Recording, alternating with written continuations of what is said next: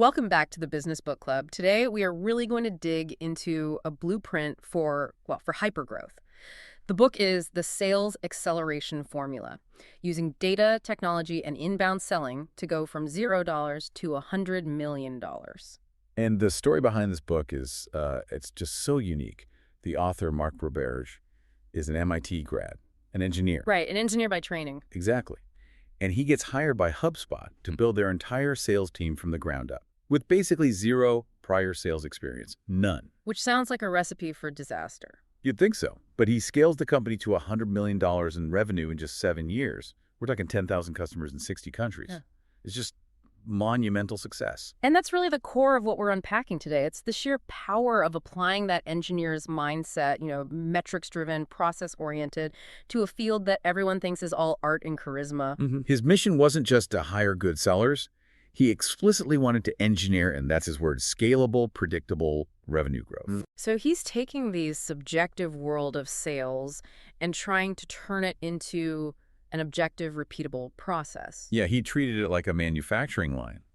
And he broke the whole thing down into 4 core structures. He calls them formula. Okay, so what are these 4 pillars that hold the whole system up? The first is the sales hiring formula. So how to hire the same successful salesperson every single time. A repeatable process. Exactly. Second, the sales training formula. How to train every single person in the same way. Third, the sales management formula, which is about holding everyone accountable to the same process. Okay, hiring, training, management makes sense. And the last one, number 4, is the demand generation formula. This is the engine that provides the same quality and quantity of leads every single month, predictably. I think one of the most interesting arguments he makes early on is about strategy. A lot of companies, when they face competition, they just think, innovate, build a better product. Right, but that's so hard to sustain. Yeah, and he points out that any competitive advantage you get from a new feature might only last a couple months now. Exactly. His formula shifts the focus to organic growth, meaning you build such an excellent process-driven sales force that you can just reliably take market share. Yeah. That execution becomes your sustainable advantage. Let's start right there with pillar 1, hiring. He says, and I'm quoting here, world-class sales hiring is the most important driver of sales success. It's this idea of winning the war, not just the battle. Yeah. Closing one huge deal, that's a battle. It feels great. But spending your time engineering the perfect hiring process to bring in 10 amazing salespeople who will each close hundreds of deals over the next few years. That's how you win the war. But how do you create a formula for that? I mean, isn't the ideal salesperson different for every company? The traits are different, yeah, but the process to find them is the same. And the big insight was realizing the modern buyer has changed. They have all the information online, so they hate aggressive, high-pressure sales tactics. So the classic always be closing stereotype was out. Completely out. The data showed the most successful hires were people who were intelligent and helpful. They acted more like consultants than closers. So what were the key traits they actually looked for? They landed on 5 that correlated most strongly with success at HubSpot. Number 1 was coachability. Coachability. Okay, that sounds important, but how on earth do you test for that in an interview? This is the brilliant part. They'd have a candidate role play, a sales call. Then they'd interrupt them, give them some direct coaching like, hey, you miss asking about their biggest challenge. Try it again, but focus on that. Oh, wow. On the spot. Right on the spot. And then they'd ask them to redo the role play immediately. You're not looking for perfection. You're just looking for effort. Do they actually try to apply the feedback you just gave them? That's fascinating. It tells you so much in just a few minutes. It really does. The other key traits were curiosity, a history of prior success, intelligence, and just a solid work ethic. Okay, so let's say you have this profile. Where do you find these people? He says great salespeople are almost never actively looking for a job. They're passive candidates, so you need a passive recruiting strategy. They use LinkedIn searches, of course, but the real secret weapon was something they call the forced referral. Forced referral sounds a little intense. It was, but it was structured. A manager would actually sit down with a new hire, open up their LinkedIn, and go through their connections one by one with them. The manager, with their trained eye, would spot potential talent that the new hire might not even think of.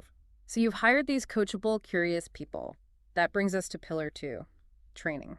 Roberge says the traditional ride-along training is flawed. Why? Because every top performer has their own unique superpowers. Let's say your best seller is just incredibly charismatic. If you make a new hire shadow them, they're learning a skill they probably can't replicate. Right. And they might pick up some bad habits along the way. Exactly. So the fix is a standardized training program built around a single, consistent sales methodology. And the key is that the stages in that methodology have to be inspectable. What do you mean by inspectable? Objective, not subjective. For instance, a stage like Discovery Verified is inspectable. It means you sent the customer a summary of their goals and they replied, yes, that's correct. It's a binary yes or no event.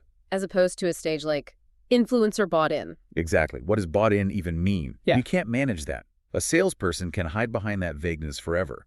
You need objective proof points. This all feeds into that idea of modern selling being less like a seller-buyer thing and more like a doctor-patient relationship. Mm-hmm. You have to diagnose before you prescribe. Mm-hmm. And to teach that, they made new hires actually experience the customer's pain. They had to create their own blog or website on fly fishing or whatever and try to get traffic to it. So they would feel the struggle firsthand. And they'd gain immediate credibility with marketers they were selling to. Okay, so that leads right into pillar 3, management. It's all about coaching. But if a manager sees a rep struggling with 10 different things, where do they even start? And that's the mistake most managers make. They try to fix everything at once and just overwhelm the rep. Roberge's whole system is built on one rule: diagnose and coach only one skill at a time. Fix the biggest leak first. You got it. And this is where the metrics come in. The manager and the rep would review the rep's sales funnel metrics every month. Can you give an example? Sure. Let's say a rep has a really low percentage of leads worked to demos scheduled. The data is screaming that the problem is at the very top of the funnel. So they aren't getting enough meetings. Right. Which probably means their prospecting outreach isn't personalized enough. Yeah. So the coaching plan wouldn't be get better at prospecting. It would be very specific. This month, we're going to role-play personalized opening statements for 20 minutes every morning. And if the problem was downstream, say a low demo to customer rate, Then the skill deficiency is probably in closing or qualification. The metrics pinpoint the exact weak spot, which makes coaching targeted and effective. let's shift to motivation and compensation. Roberge calls the comp plan a CEO's most powerful strategic tool. He says it needs to be simple, aligned, and immediate. Alignment is the trickiest one. They had this problem where reps were incentivized to close any deal, even if the customer was month to month and likely to churn. So they were hitting revenue numbers, but it wasn't predictable revenue. It wasn't sticky. Exactly. So they changed the plan. They split the commission payout.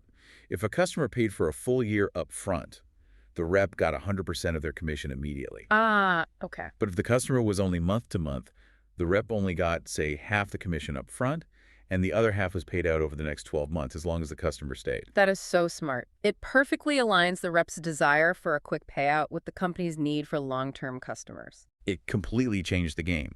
And for non-monetary stuff, they built out formal promotion tiers. Objective criteria, performance-based.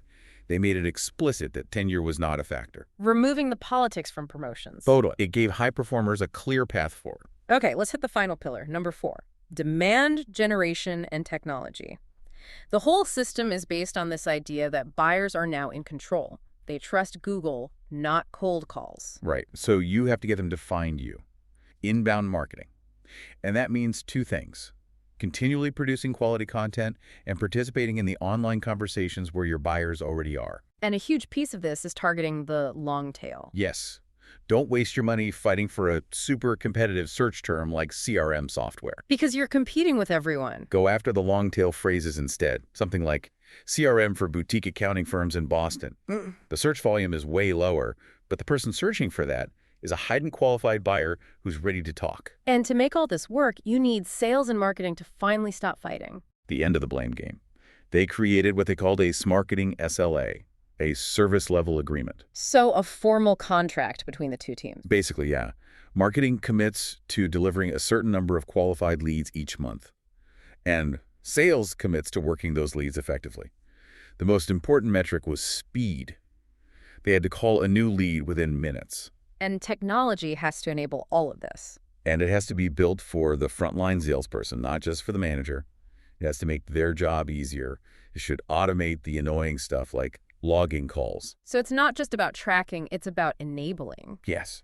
and it should help them prioritize. A good system tells the salesperson to call the prospect who just opened their email 2 minutes ago, not just the next name on an alphabetical list. This has been a masterclass in engineering a business. If you had to boil it down, what are the 3 most actionable lessons for entrepreneurs listening right now? Okay, number 1, critically define your ideal sales hire. Don't use your gut. Figure out the 5 core traits for your business, and then build an interview process to test for them. 2, implement metrics-driven coaching. Use data to find the one skill that needs work and focus all your coaching energy there for the month. Don't try to fix everything at once. One thing at a time. Makes sense. And 3, get sales and marketing aligned with an SLA immediately. Quantify what you expect from each other, how many leads of what quality, and how fast they need to be contacted. It eliminates all the finger pointing. I think the biggest takeaway, the ultimate goal here, is to change what it means to be a salesperson, to evolve the profession so that salespeople are seen as genuinely helpful advisors, as trusted experts that people seek out when they have a problem. Like a doctor for your business. Exactly, like a doctor. If you enjoyed this deep dive into engineered growth, be sure to subscribe to the Business Book Club for more insights. Thank you so much for joining us.